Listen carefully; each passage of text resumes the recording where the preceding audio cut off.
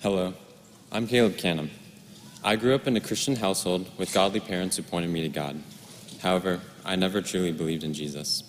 Through elementary school, I was homeschooled and shielded by my parents from anything harmful. However, when I went into public school in 7th grade, I was completely exposed to secular kids, ideas, and temptations.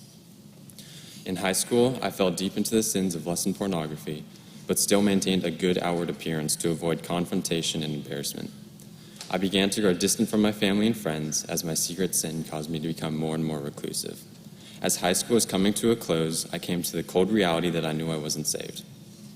Before then, I'd try to convince myself I was saved, or I would ignore reality entirely and try not to think about it.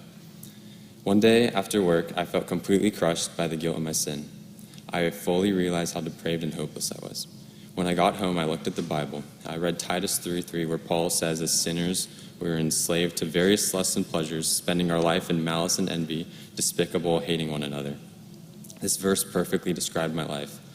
But 2 verses later, Paul said, He saved us not by works which we did in righteousness, but according to His mercy through the washing of regeneration and renewing by the Holy Spirit.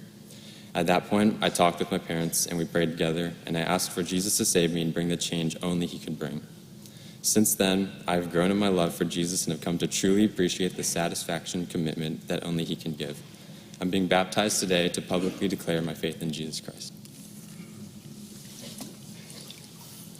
Caleb, it's so exciting to baptize, not yet. It's so exciting to baptize you because I know your parents, I love them, and because to baptize someone that I knew as a child, as a baby, I'm sorry, I'm having a moment, but based on your profession of faith in Jesus Christ, it's my privilege to baptize you now in the name of the Father, and the Son, and the Holy Spirit.